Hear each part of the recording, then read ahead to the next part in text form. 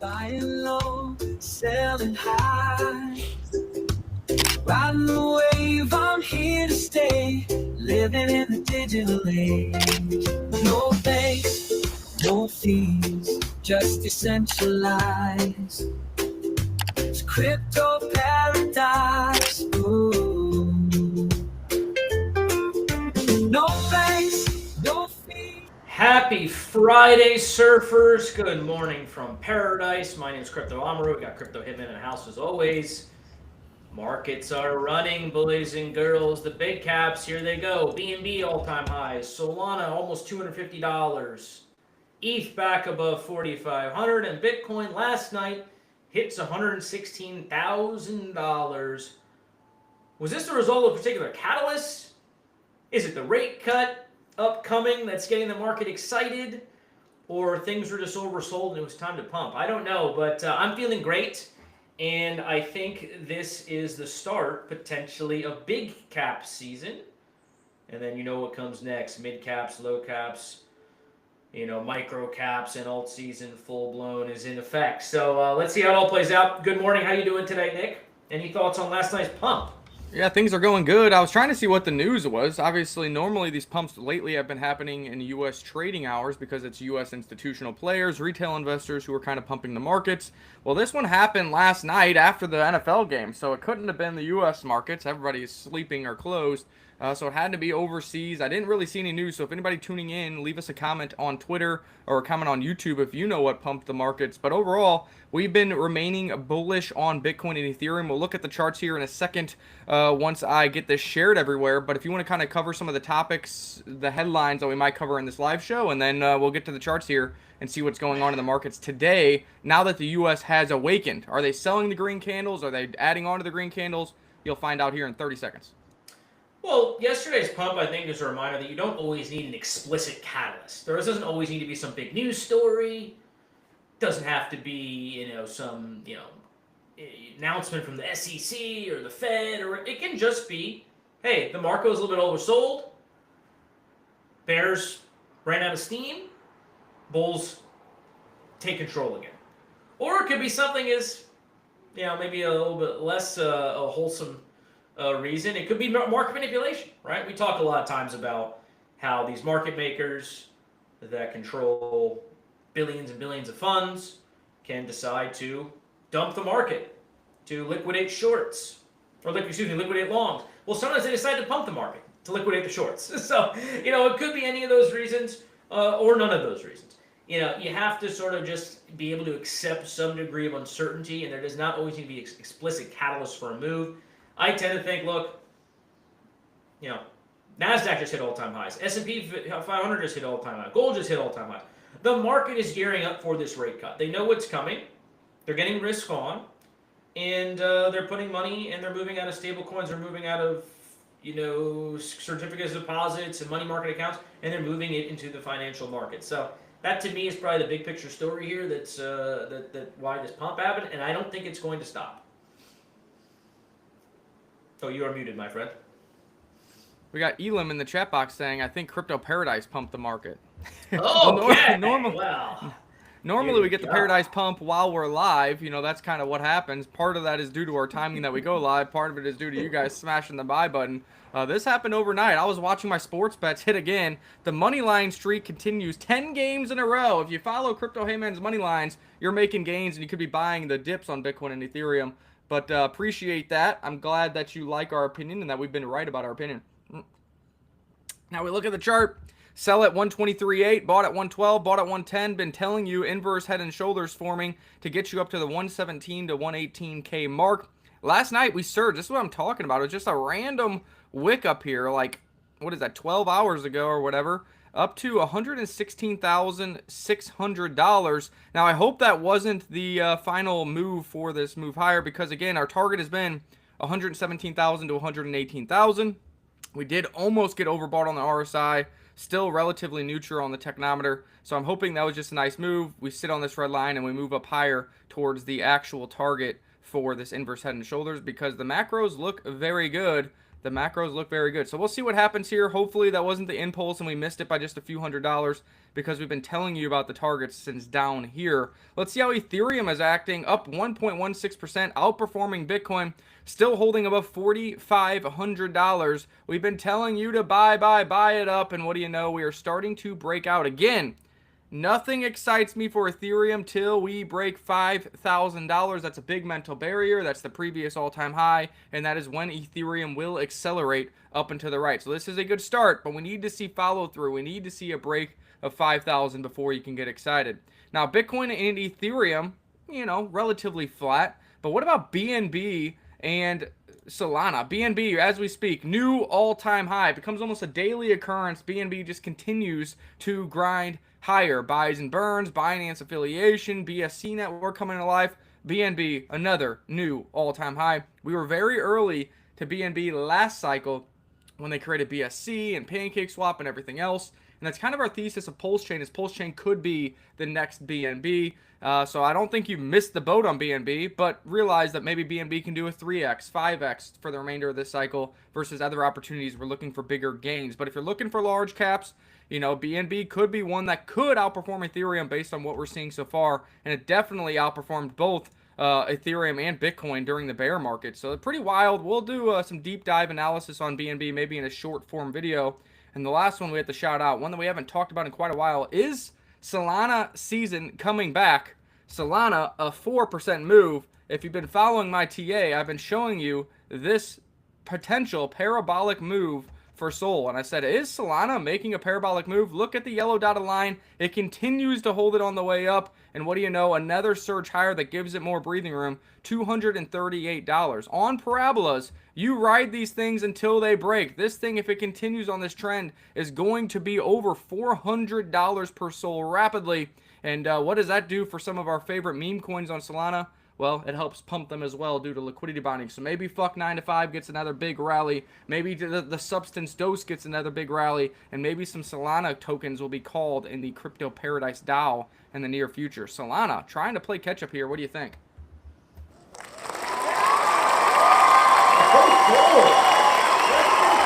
The Sol pump is interesting because it hasn't really been driven by meme coin hype and meme coin frenzy.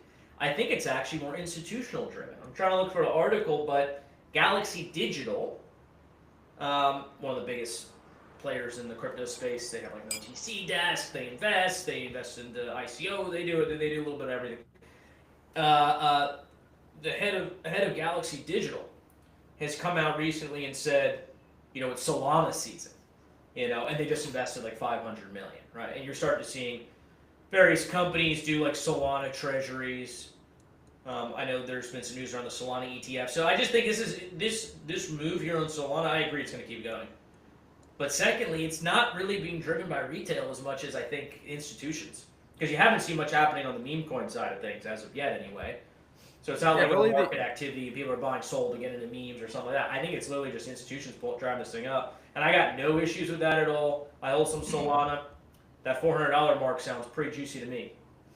Yeah, and I mean, this is the parabola I'll be watching. Put it on your charts. Take a look at it. Use the line function. Use the parabola function. When these things break, normally that's when you see some kind of a retracement. And right now it does continue higher. At some point this will break.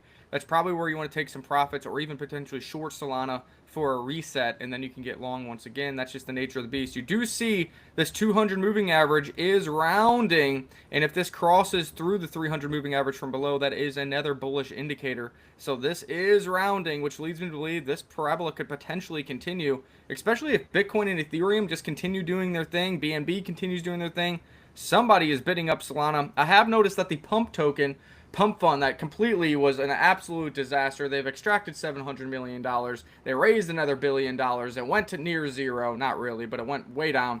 That is rounded out, and that has been surging as well. Maybe they're starting to use some of those funds to pump up that pump fund token. But that's really the one thing on Solana that has been ripping and could be driving some of this growth as well.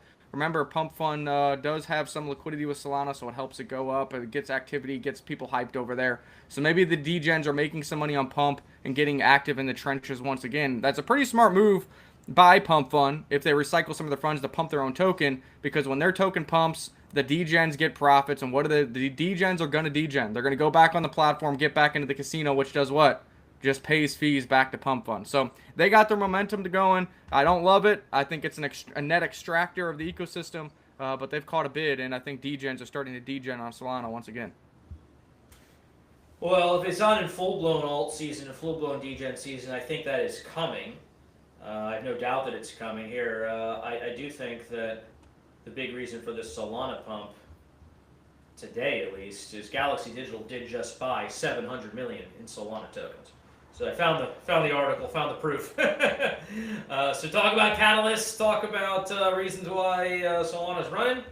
Well, you can thank Galaxy Digital here. That's a lot of buying. The founder, I forgot, the name is escaping me. He's a huge personality in crypto. Mike Novogratz, that's the name. He's now going out there shilling Solana, the season of Soul. Now I would take Soul. I think they rotated out of ETH a little bit, and now they're getting into Solana. So well, it's interesting. What's interesting with Mike Novogratz, definitely has money. Obviously buying that much Solana has caused a pump, but I would take his advice with a grain of salt, guys. Remember, Mike Novogratz is the individual who got you into Luna, who literally put a Luna tattoo on his body, and Luna went to zero.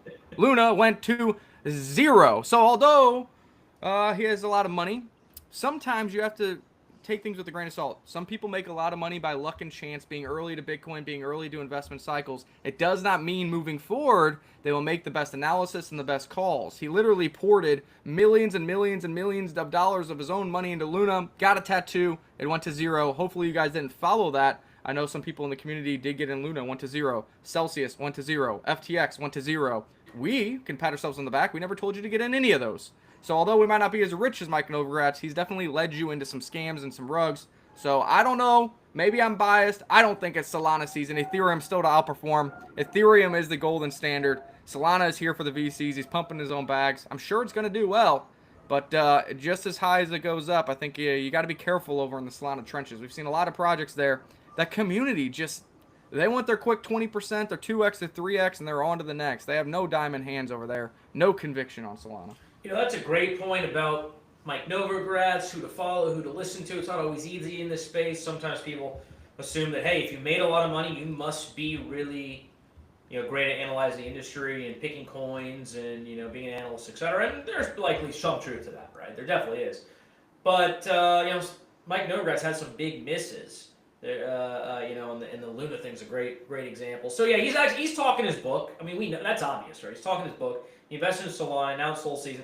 I do not think, from a fundamental standpoint, from a risk-reward standpoint, kind of long-term investment thesis, 5-10 years, that Solana is better than Ethereum. But will Solana outperform for moments in time during this bull market? Sure, probably. Probably will. But most of my money's in ETH. I guess, just full disclosure, I guess I am more bullish on that ecosystem than Solana, which I think is more centralized. I think has less institutional adoption, much less adoption from the stablecoin standpoint, RWA standpoint. We have a little bit of a news story on that too we can share. But yeah, will it outperform because of hype and because of, it's a smaller market cap and guys like Novogratz talking their back? Sure. So I got a little bit of that too. Yeah, I think it's going to pump. I just think it's one that willing to sell more rapidly, and one that when it's doing well, it's time to look for altcoins on that chain to try to take advantage of the situation and make some big gains. Because when you do get some outsized gains over on Solana, it's tough because it's so quick. And we're not malicious people. We believe in people. We believe in projects. We want it for the long term. On Solana, it seems like you just got to be involved very early so that the ups and downs don't bother you. Or if you're involved late, you got to be willing to take the 2x, the 3x, the 5x, because there's a lot of people who are just very short-sighted on that chain. But yeah, Solana doing its thing. I think the one thing that hurts Solana for mass adoption, like you said, is stablecoins aren't it? Well, it's not as proven. Solana's also gone down many times. But Solana is its own language, its own blockchain. It isn't EVM compatible. I think the EVM compatible chains have an edge. They're either tied to Ethereum and benefit Ethereum, so they get that free marketing, or they're using the same code base as Ethereum. So once you onboard a retailer to ETH, they functionally have been onboarded to the other chain as well, whether it's BSC, Base Network, Polygon, Arbitrum, Pulse Chain. It's just a lot easier for developers, builders, and retail investors to participate on those other networks, because once they get a MetaMask, they have all of them. Once they understand the EVM compatibility of ETH, they can use all the other chains. And of course, Solana is making its way into Phantom and MetaMask and becoming a little easier, but you still got to get over that hurdle of a new network versus just the same code base and same UI UX of Ethereum for the other layer 1s and layer 2s. As we're talking about Ethereum, we might as well keep the bull posting going. Ryan Adams is a notable personality. He's an ETH guy too. I mean, everyone talks their bag, so just have that in the back of your mind. I'm sure Ryan holds a lot of ETH, but he has a lot of really great points in this post that we can go through. I mean, the bottom line here is that when it comes to stable coins, when it comes to treasuries, gold, even stocks, Ethereum is winning in terms of adoption, and it's not even close. So, if you believe in network effects, if you believe that institutions and big money are going to gravitate more to the established chain, and you mentioned EVM compatibility, you talk about zero downtime, you talk about the fact that it's the only crypto that has its own ETF outside of Bitcoin, all these reasons why likely over time Ethereum is going to continue to do well with institutional adoption. Now that's nothing to say about the degen side of crypto. Like, I don't think memes are doing particularly well on ETH. They're doing okay. We're in a few, but nothing crazy happening over there. But just if you hold ETH and you believe in this kind of mass adoption that's coming on the chain, this is a great post that he goes through and proves a lot of excellent points. Agree full-heartedly. What else we got going on today? That's what I was going to say. Pulse chain is relatively flat. I did see that Coach X, one of the early members of PTGC, one of the founders of X Protocol, supported Surf at launch and in the past. He went silent, had a lot of family matters and whatever, but he looks like he is back. He's going to get back doing spaces and live shows starting this Sunday. Why do I mention it? I think Coach X obviously is great for our bags. He's great for PTGC, X, and of course Surf, so that helps us because we own all of those. But I think he's great for Pulse Chain as well. He's onboarded a lot of individuals. That's another talking head of Pulse Chain, and hope to talk to Coach X soon. Get involved there, see what he's got going on, and how Surf and Crypto Paradise can get involved to bring value to the community, bring value to the Surf token, and of course trying to onboard more people to Pulse Chain. So that's a little bit of a teaser, a little bit of bullish news. And of course, we want to have this big Surf marketing campaign. The market just hasn't been ready for it yet, and we got a lot of moving parts. And it's nice that he's back because he can be a part of that. He's been a big talking head of Surf around launch. He's part of the reason it went from 11K to 3.6 million at launch, and it's good to have him back as Surf continues to buy and burn its own token, and it's finding a nice floor at the 800K to $1 million mark while Pulse Chain remains flat. Welcome back, Coach. Back in action. Hopefully we can have him on the show as a guest. Why not? Get him on the show, hear updates on X Protocol. We can talk a little Surf, talk a little Pulse Chain. So let's make that happen. Maybe we can show the dashboard, the Surf dashboard. I haven't looked at it in a couple days. Yeah, before we look at the Surf dashboard, let's look at the most recent alpha call for members of. If you held 200,000 Surf or more, you're in the DAO, and part of the DAO is you get alpha calls. This alpha call was made when Rome was still in pump tires. I'm not even dragging it from right here. This is when the first tweet or post went out for the DAO at 15K market cap. Well, Nick, I was a little late. Well, I made a full video a day later, posting it to the alpha group as well as the private group at 38K market cap on the dip. And what do you know, overnight, 381K. Yes, that is over a 10x, not including the original pump tires post. So shout out to everybody in the Surf DAO that took advantage of that. And that thing continues to run. They have their first gaming tournament this weekend, which should drive some revenue. And they're using revenue to do buybacks and burns of the Rome token. So I'm not one to say chase green candles, but this one does look interesting if there is any kind of buy the dip opportunity. If it keeps running, well, I guess you just need to join the Surf DAO and find the next opportunity because it is going to be risky on parabolic moves to tell you to chase it. Obviously, still a small market cap. I think it's going to do well. They're making revenue this weekend, but I don't want to get you to FOMO in on green candles. We're trying to get you these kind of low entries when we make posts in the Surf DAO group. Another reason to smash the like, share, and subscribe. Shout out to Todd. Absolutely. Thank you for tuning in. And I just want to highlight a couple things about this call. Now, I wasn't really privy to any sort of behind-the-scenes discussion, but I will tell you how these things normally go, right? Because there's a lot of so-called influencers, KOLs, whatever you want to call it, Crypto Paradise, that I think just sort of randomly call like 10 super low cap coins that launch on Pump Fund or in this case, pump tires, knowing that like 90% will run rug, one will do well, and you continue to brag about the one that did well, but meanwhile all the other ones rug. Because he didn't really. A lot of folks don't do real due diligence. They're not talking to teams. They're not getting in like actual information about the project. They're just like, oh, low cap token launched. I like the narrative. I like the website. Here's a call. It can work. Oftentimes it doesn't. We work a little bit differently. Nick's been in the Pulse Chain ecosystem for many years now. He's often getting hit up by these teams. Hey, check out what we built. Check out our project. Let's jump on a call. We get to know them a bit. Figure out where they're from. What country do you live in? That does matter, by the way, people, not to be racist or whatever. But if you're from a really poor country, you will F people over for $5,000. I mean, it's not an unheard of thing. Rich people from rich countries do it too, but usually for more money. In any event, there's a lot of due diligence that's happened. There is inbound projects hitting us up.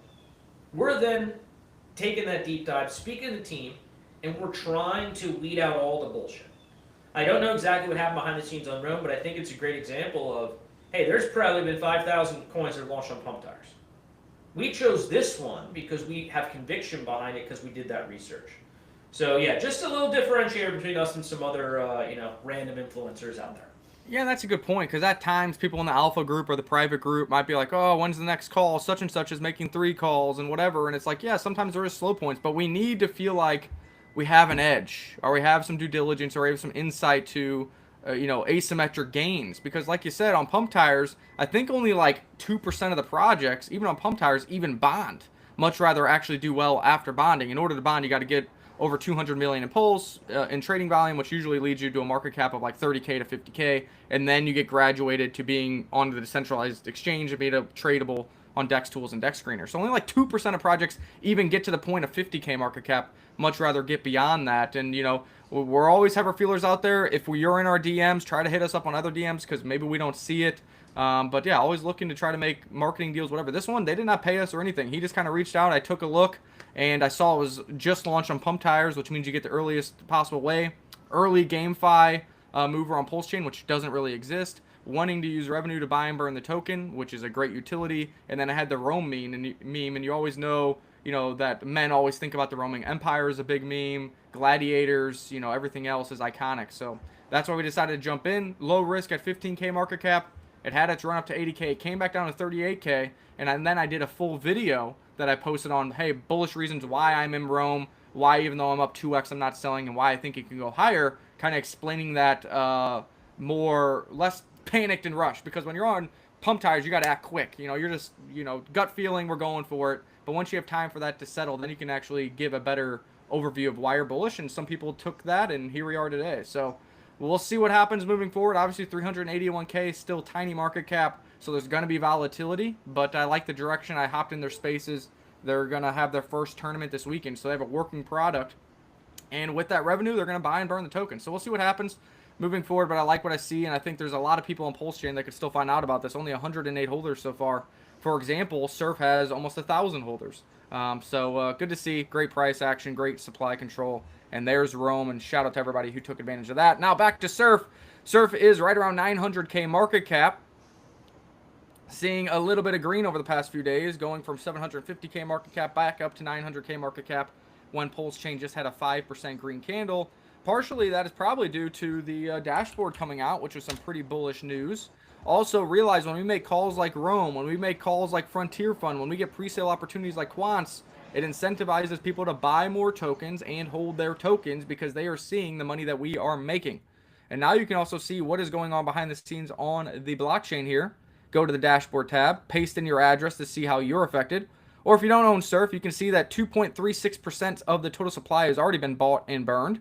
You can see that over 4 million Surf tokens have been given back out to holders simply for holding the token.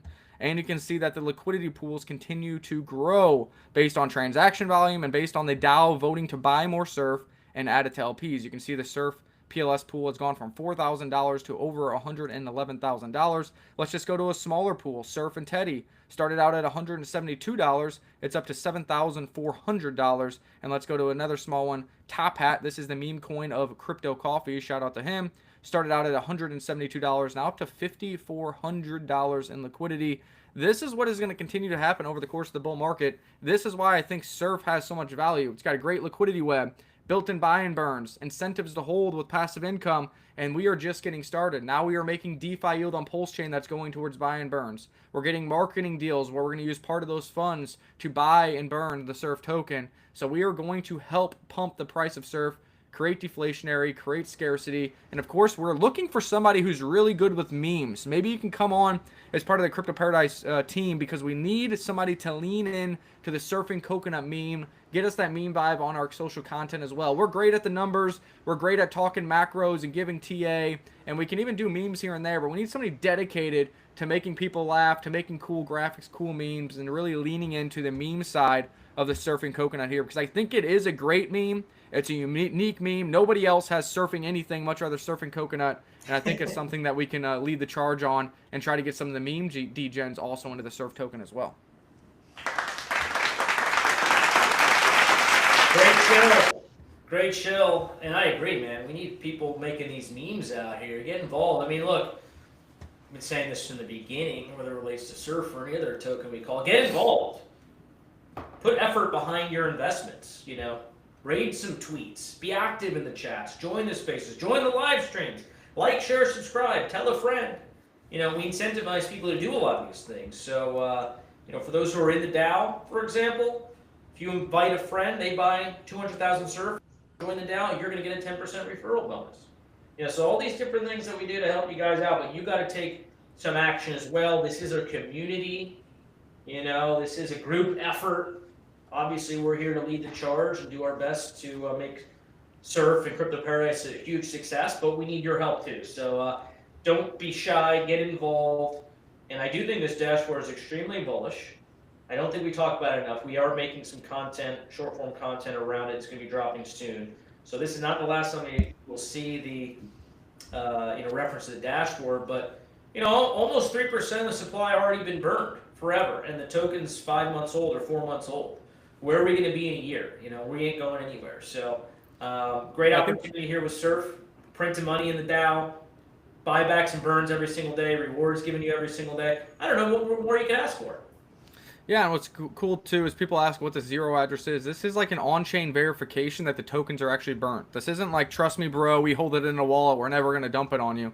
This is a zero address. Nobody has access to this address. Nobody can touch any of the tokens in this address. And these are going in here on a daily basis based on trading volume. So 434 Surf have gone in there in the past 24 hours. You're also going to see these numbers tick up as we start to burn DeFi yield, get more marketing deals and do burning or whatever it may be. So these tokens, 2,367,462 Surf, which is 2.36% of the total supply, can never be touched. That means the new total supply is this. Instead of 100 million tokens in circulating supply that can be bought and sold or whatever, there's only 97.6 million left. And this is going to continue to grow, and these are all verifiable on-chain. That's what's awesome about the transparency of blockchain and this public burn address. So you can tune in here, see what's going on, average burn rate since launch, the last 24-hour burn rate, and see this number continue to grow. The other cool thing is, if there's 434 Surf burnt in the day, based on the token economics, that means there's been 868 Surf given away for the day to Surf token holders based on the number of Surf that you hold. So every time you check your MetaMask, daily or weekly, you will see your Surf number trickle up. It might not be huge numbers. Maybe it's 5 extra Surf, 10 extra Surf, whatever it is. But nonetheless, simply for holding, you are earning more Surf. And if Surf does a 10x or 100x, well, those 5, 10, 100,000 Surf really become very valuable. Absolutely, man. I'm so bullish about everything we've been doing over here. We just got to keep it up, keep pushing forward. Active as all hell. That's the name of the game here at Crypto Paradise. We do have some comments from other Pulse Chain fans. Hexbull, welcome to the show. Talk about Kramer's RH tweet. Do you think he received an Etch-a-Sketch? Yeah, I'm trying to look for that. Yeah, here it is. I don't know if it's related to Richard Hart. I'm not sure. What else has the initials RH in capitals? I'm not sure, but here we go. 17 hours ago, Jim Cramer, RH, darn it all. I don't know what that means. Is that Richard Hart? I would assume not, but quite possibly could be. If anybody knows what this means, let us know.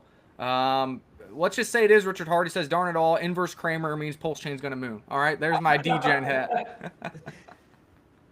And then we do have no other option there. No other choice. It is going to Moon. Let's fucking go. We do have Rockham Rochelle. He mentions Rockham showing off a 500K bridge into Pulse Chain. Let me find that here, because I did make a post on that in the real time. Here it is. This was Rockham Rochelle. Look at that. 12 hours ago. I'm already on it, Hex. Here is the bridge. 500K EUSDC. Bridge to Pulse Chain. Rockham Rochelle is an interesting character. He is a Hex whale. He is a Pulse Chain whale. He does follow me. Some people like him. Some people hate him because they've noticed they wallet track him. And over the course of the past couple of years, he has been selling Pulse Chain assets. Now, to his defense, he did go through a divorce. So he says that the person selling is his wife, not him. What's the reality of the situation? I don't know. What I do know now is he openly has brought 500K back into Pulse Chain. He's saying he's going to be bringing another 500K into Pulse Chain, so I will take those buys. He's also going to be launching a CoinWell product and CoinArchy product that are going to be beneficial to the Pulse Chain network. So I'm going to learn more about these. Maybe we can get a call with them behind the scenes to see what they have going on, see if there's some insight that we can get to provide value to the Crypto Paradise community. And of course, the first people that get value is the Surf DAO members. I hate to beat the dead horse, but how many times do you need to see 5x's, 2x's, 10x's, 100x's before you just go buy 200,000 Surf and get in the DAO and be early for yourself? Stop being a public figure, tuning these live shows and being late to the information. Start getting the information early by being in the DAO. So we'll see what's going on with Rockham Rochelle. Whether you love him, you hate him, whether you think he was the one selling or his wife, it doesn't matter. He's bringing money back into Pulse Chain now, and I don't know about you, 500K, $1 million into this network is quite a bit of money. One thing I've noticed about Pulse Chain people, their loyalty runs deep. Normally, if you've made a lot of money on Hex, for example, there's plenty of people who did, they've stuck around. Even through the ups and the downs and the challenges and, everything's underperforming and FUD and drama and SEC and Interpol, most have stuck around. And so even if Rockham Rochelle, I don't know the guy, I don't know the details, other than what Nick just said, even if he's taken some out over time, the fact he's bridging back $500,000 and likely to do more, I think that speaks volumes to the loyalty that really is part and parcel of this chain. So, I'm bullish on it overall. I hope he bridges back more than he sold and brings on, 10,000 more holders and new Pulse Chain believers and fanatics while he's at it. But the loyalty in Pulse Chain, man, don't sleep on that. That's a very unique thing, I think, amongst crypto assets. Well, I think that's, another reason it has that cult mindset and why I think it can do so well. Obviously it needs that little jump start, whether that's Richard Hart or the SAC funds or whatever. There's a lot of things there. It needs a jump start, but it's proven that the technology is good. It's proven that the community is good. I mean, look at Surf Token. We launched at 11K market cap, went to 3.6 million, still sitting around $1 million market cap. That is that's 100x, guys. That's 100x while Pulse Chain has done nothing. Altcoins have done nothing. You've earned passive income, so it's not even including your passive income, and you got the value of the Surf DAO. We chose to do it on Pulse Chain. We're taking risk because we see the upside potential. We could have done it on ETH. Could have done it on BNB. But would the reflection system work the same? No. Would the LP bonding work the same? No. Would the upside potential be as high? No, because BNB is at new all-time highs, but what's it got in the tank? It's already done a 2x. Maybe it's got another 3 or 4x in the tank. Pulse Chain could go up 10, 25, 100x this cycle. What does that do for Surf? What does that do for PTGC and X, just based on liquidity bonding? I mean, massive opportunity. Obviously, there's risk associated with Pulse Chain because it is a cycle one narrative. That means you got to prove yourself. You got to make something happen. It's not just going to be in the blue chips. It's not going to get an ETF. It's not going to be on the centralized exchanges. But when that happens, or if that happens, and you are early, that's how you get in BNB at $9, and now it's 900. You didn't get into BNB and everybody loved it. Half the people hated CZ. Half the people wanted him to go to prison. They're the ones who probably snitched on him. But you took the risk. That's how you got the 100x on BNB. That's how you can get the 100x on PLS.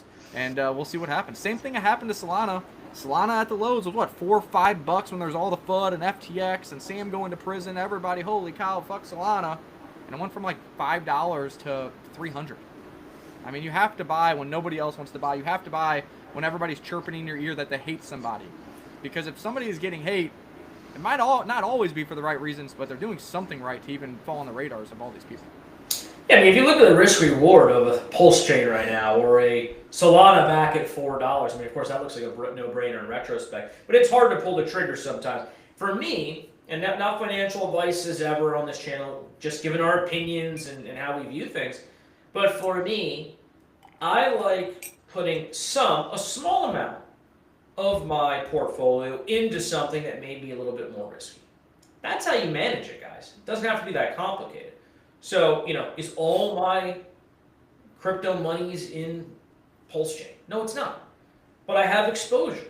I have pretty decent sized exposure because I do believe in the narrative. I believe the risk reward and the potential is there. So, if you're considering something, and this could apply to a meme, low cap gem, whatever, or a layer one that's just undervalued, it's okay to take a little bit of risk. Don't necessarily put in all your money, but grab a bag, see what happens, and look, if things start going the wrong way, you have your stop losses in place, you have an exit plan in place, and you can mitigate some of the downside risk if your bet doesn't turn out to work. But having some exposure to a Pulse chain, like I don't know if it's going to do 1,000x, but man, 10x this cycle if Ethereum hits that $12,000-$16,000, which feels pretty likely by Q1 2026.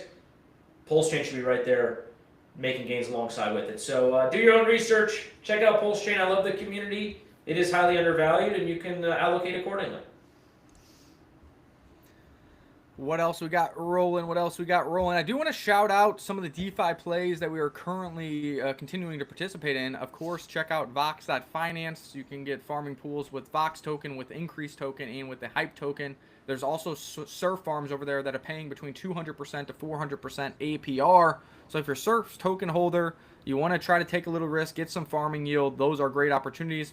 We also have emit farms, one of the first farm we were on. There's 3 different pools. There's Surf and Emit, there's Surf and Top Hat, and there's Surf and X Protocol that all earns you APR in the form of emit. These are lower APRs, but a little less risk because when you earn emit, you can actually solo stake the emit to earn stablecoins in the form of DAI, which means there's more incentive to hold the underlying farming token rather than selling it to earn that DAI. And then Function Island is another one I haven't used too much, but I know Crypto Amaru, you use that one, and there is a surf farm on there as well. So I think there's a good opportunity here. When Pulse Chain sells off, those farmers are taking profits where they can. These have seen a little bit of a downtrend, but the APRs are still staying strong. So I think a great opportunity to get involved on this Dow trend before maybe the market picks up. The farm tokens do their 2-3x's, APRs shoot up, and you could have been making gains all along.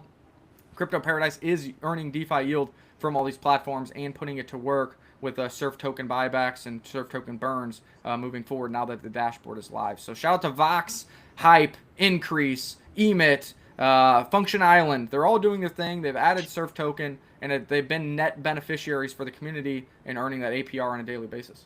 Shout out to those guys. They got plenty of farming opportunities on Pulse Chain, but there's other opportunities left and right. I mean, Rome's a prime example.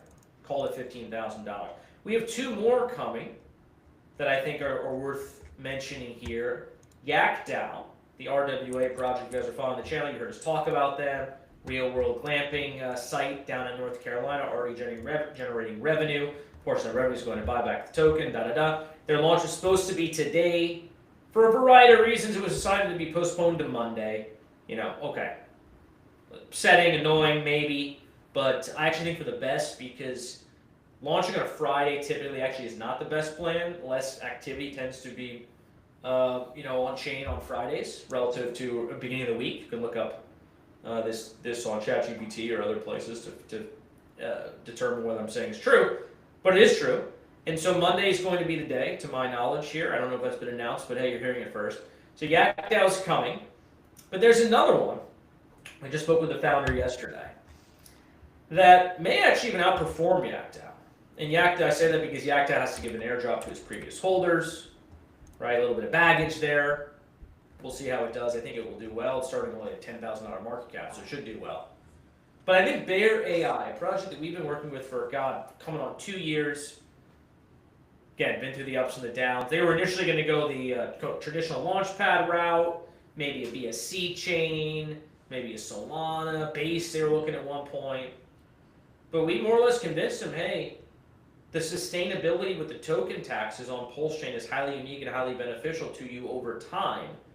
And if you want to bet on yourself doing well and your products getting adoption and your token getting utility and traction and volumes over time, then Pulse Chain with the token taxes is really the way to go. And so the founder, Ron, ultimately having, you know, looked at the landscape, sort of came to the same conclusion. And he will be launching on Pulse Chain, I believe, in the next 1 to 2 weeks here, say 2 weeks, I believe. Some testing of the tokens going on, but we really like this one. There isn't a lot of AI-based projects on Pulse Chain, to my knowledge. I could be wrong on this. Yeah, and Bear AI. This is the first mover. Yeah, it has a product suite. You know, it has products that are working, and he has other products that are like 80 to 90% done that he doesn't want to launch, you know, right when the token launches. What he wants to do is have an initial product, have the initial meme, have the token tax system, let that run its course, and then boom, he can release other products that people can use that are going to generate revenue and token utility to kind of catch that floor and lead you to higher prices over time. So he's thinking about the token, he's thinking about token price and sustainability, he's thinking about revenues and products that people actually want to use. And again, this is a product suite that was not on Pulse Chain. I think he had base and BSC integration. He was going to launch, try to raise funds, millions of dollars to launch this. Instead, we talked him into, hey, forget the VCs, forget the normal pre-sale route. Look at the opportunity with Pulse Chain. Look at what Surf has done, and come over here to Pulse Chain. A better community. Yes, there is risk. It's smaller. It's ancillary. But again, he saw the potential upside. So this is what Crypto Paradise has done. We've helped RhinoFi launch on Pulse Chain. They were already Pulse Chain native, so we didn't convince them there. We've convinced Bear AI to come to Pulse Chain. We've convinced YakDAO to come to Pulse Chain. We launched the Surf token on Pulse Chain. So I think we are very big net beneficiaries of the Pulse Chain network. Our community is starting to bridge more and more money to Pulse Chain, and hopefully we get more bangers, whether you're a trader, a speculator, a product user, that produce real yield in the form of Bear AI and with YakDAO and their soon-to-launch tokens. They're both launching at very low market capitalizations, so you have a ton of upside potential. You have a ton of opportunity to get cheap tokens so you can utilize their platforms for a discounted rate by using those tokens. And again, how else do they benefit Crypto Paradise and Surf? They both are going to be buying and burning the Surf token indefinitely. So these their own communities, their own projects, their own teams, whether they like it or not, are going to be pumping up the Surf bags over time. That's what we want to see. It's encoded in the smart contract. It's there forever.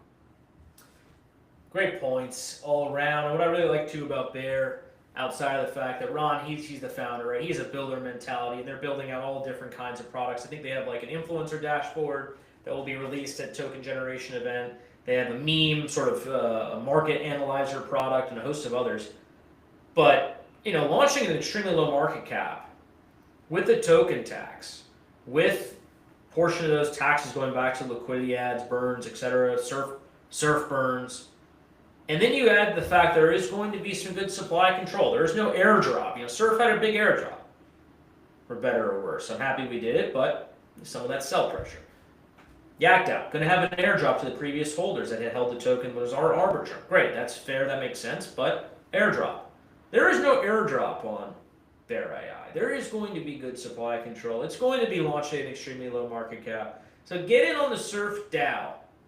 Find out about Bear a little bit earlier than some of the other people. I know if you're watching a live stream, you're also in the know here, but the Surf DAO is the spot to be if you want alpha to the likes of Bear, the likes of YakDAO on an early basis. So yeah, excited for this one. I think it can really do well and outperform and bring some AI technology over to Pulse Chain. Yeah, the biggest thing is, who do you think is going to get the contract address first?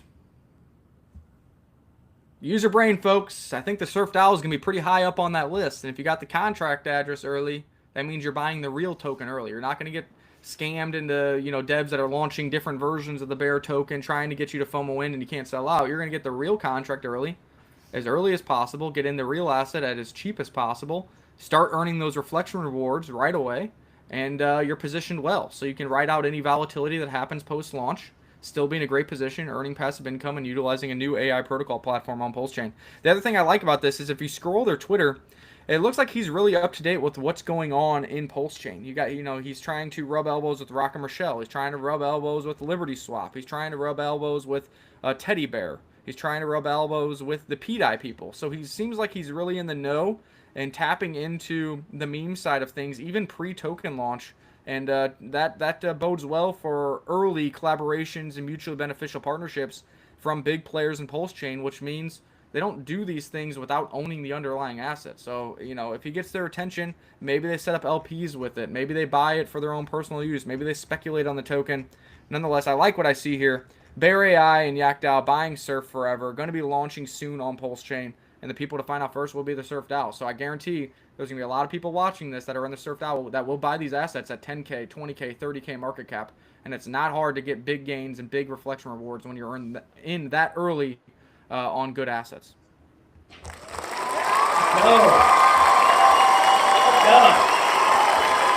Yeah, man, great points all around. I will say one final thing about Ron, who's an extremely hard worker. His finger is on the literal pulse of Pulse Chain. He's building out products. He's active on X.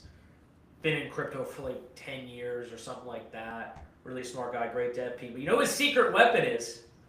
He also watches Crypto Paradise. That's true. That's how he knows about all this stuff about Pulse Chain, I think, for the most part. So shout out to Ron. I hope you're watching, bud. And we'll get you on the show again soon, talking about Bear AI. But nice little teaser, little sneak peek around what's coming and what we're helping with over on Pulse Chain. New high for the move, Solana 241.54. Somebody likes our analysis there. We see BMNR taking out the $50 level, up 7.6% today. Did they buy more Bitcoin or buy more Ethereum? Do some research, Cryptorama. Did Bitminer buy more ETH? I do know that Bitminer shouted out our friend, my coworker, my co-host, Todd Butterfield, early this morning. Let me get that tweet up for you guys. That's pretty wild to see. I saw it at like 7 in the morning, so I called Todd. I'm like, dude, you got to get a good reply. You got to get a good quote tweet, because this came out of nowhere. Bitmine, the official account of the largest Ethereum strategic reserve in the world that is run by Thomas Lee, said the ETH chart looks like a base in coiled energy, but Wyckoff on crypto is the expert, and then did BMNR and showed the ETH chart. Pretty wild. Wyckoff on crypto is Todd Butterfield. He tunes into this show. I do learn crypto with him. We got the private group over there as well. He owns the Wyckoff Stock Market Institute, which is a trading method that many people on Twitter use, but they don't do it correctly. I tell them all the time, just search Wyckoff up here and start correcting all these degenerates, KOLs, and influencers, because they don't even use volume on their charts, and it's a volume study thing. But pretty cool that Bitmine shouted out Wyckoff on crypto, and you guys are rubbing elbows with that guy in the private groups, in the Surf DAO, and everything else. So that's pretty cool. Shout out to Todd. There he is. There he is. He's watching the show. He is a supporter of Crypto Paradise. Hopefully we get him down to the retreat as well. He's an awesome dude. Met him in real life once. I know Nick's hung out with him a bunch of times. But yeah, out of the blue, Bitmine just, giving him a shout out, tagging him. Pretty incredible stuff. One other thing that I noticed too, how is that Bitmine, the largest holder of ETH from a digital asset treasury standpoint, only has 34,000 followers. Like, crypto degens, what are you guys doing? You gotta follow the big I think this is in the industry. I think this is more of a proxy of, you see some of these KOLs and influencers with big numbers, but they built them up during retail cycles. And I think this is a big proxy that there isn't a retail cycle yet in crypto. The fact that Bitmine is the largest Ethereum strategic reserve, the fact that the chairman is Fundstrat, Thomas Lee, who has like 1 million followers, and is still sitting here at 34.8K followers, shows you that retail isn't here. Retail participants aren't here yet, and that's pretty wild. I think that's another marker, another indicator. It also shows you that it's hard to get people to follow now. If Thomas Lee says, get in on Bitmine, and he has 1 million followers, and this still has 34.8K, that is absolutely wild to me. ETH degens, ETH retail. Hit the follow on Bitmine. Hit the follow on SharpLink Gaming, because simply by following them, you'll be up to date on their Ethereum buys, which gets you in good macro trades. But you're also helping pump your own bags, because the algorithm will be more friendly to these users. Come on, guys. Hit the follow button. Bitmine, if you're watching this, follow me back. Let's go. Knowledge is power, people. You got to be following the right people. You got to be on crypto Twitter at least somewhat. I mean, I'm not saying spend all your days scrolling and, killing brain cells, but 5-10 minutes, scroll through, get the news. Oh wow, I just found out that Bitmine just bought another 100 million of Ethereum. I just found out that Joseph Lubin went on CNBC and is shilling. Oh great, things are looking good. Oh wait, Galaxy Digital's pivoting from ETH over to Solana. No wonder why it's pumping. I mean, right, and obviously you come to Crypto Paradise for these things too, but get engaged on X. Knowledge is power, guys. Knowledge is power. I can't tell you how many folks I know who are invested in crypto, heavily invested, hundreds of thousands of dollars, never read a thing about it. Not going on CoinDesk, not going on Cointelegraph, not checking out crypto Twitter, not listening to Crypto Paradise. If you are invested in this market, you have to know what's going on, people. So follow the right accounts, stay focused, stay locked in. I know you guys following and watching now obviously are, but man, how many people, and I guess that's why it's not that hard to do well in crypto if you're competing against the tourists who barely pay attention. I don't know. Yeah, and here is Todd's reply to that. He says, on LTF, we are long ETH from $14 for our hodl position. So if you follow Learn Crypto for a long time, we went public in 2017. We have hodl positions on the book of ETH at $14 back then. So shout out to you guys that have been around for a long time. Portfolio in our Discord. For our trading portfolios, we were recently long from 4,378 for the coiled energy that you speak of. Our proprietary indicators show sell volume coming in the last few weeks, as shown by green arrows, while prices held a higher low. The same setup occurred at previous lows. This is another bullish divergence and shows the price wants to continue higher. I think worst case we trade sideways for a few more weeks, then spring the recent lows with an oversold reading from our technometer as shown in gold, then upward and onward. So there you go. Worst case scenario is sideways momentum to higher. Best case scenario is this consolidation that you see here is already over and we finally get above the $5,000 mark. That's where there's blue skies, all-time highs, no sell pressure up there, and things get very explosive for Ethereum and the altcoin sector, all driven by the proprietary Wyckoff indicators that Bitmine shouted out themselves. I just want to talk about that $14 call on ETH for a minute, though. Hopefully, some of you guys still held on to it over all these years. Right. I'm guessing not because you're probably just sitting pina colada somewhere right now. But man, $14 ETH.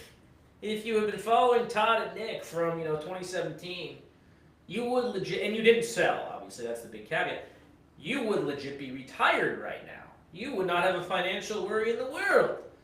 Good job on that. I hope you held. I mean, that's a hold. I mean, is it a hold for forever hold, or was that like a hold until the cycle ends and so when the only time that Todd has given a sell the hodl positions was when we ran up. I believe it was in 2018 when we ran from like $3,500 up to $14,000. That's where he said sell everything. Shortly after that happened, that's when China banned it again and it fell back down to like $9,000 or $7,000 Bitcoin. So the only time in history that Todd has ever given a sell the hodl position was on the $14,000 Bitcoin run up from the $3,500 low in 2018. Yeah, I mean, I think those early days of crypto look very different. I mean, there were moments in time when I think all of us in the industry questioned whether crypto was really going to survive, Bitcoin was going to survive. And I know in retrospect, of course it was going to survive. What a silly thing to think. But we did think that at times. Now it's changed. Now the whole industry has changed. Wall Street's adopted it. Politicians, countries are buying it. Michael Saylor's like Bitcoin Jesus. He'll buy it forever. Like things have completely changed. But I don't, disagree with that call at 14,000, sell everything. I just feel like now, I see why now he wouldn't give a sell everything call because if you take a 10-year time horizon, and I know that call's made in 2017, whatever, 8 years. You're looking it up only if your time horizon is that frame. So, shout out to Todd. Hope you held on to some of that ETH that you bought at $14, bro. Yeah, I mean, it's just a different atmosphere. Back then, if you don't remember, 2016, 2017, 2018, we were speculating. We were looking at the potential future. We were finding the vision. There was an institutional ban. Every other day, a different country was banning Bitcoin, So big difference in the landscape. Bitcoin is now accepted globally. It's a strategic reserve of many countries, and it's growing. You got El Salvador buying 1 Bitcoin every single day. You got institutions eating up an Ethereum ETF that's going to be paying dividends starting in a month. So, Bitcoin and ETH isn't going anywhere. Do we still have massive explosive gains like we have in the past? I don't know. Is there going to be dampened volatility?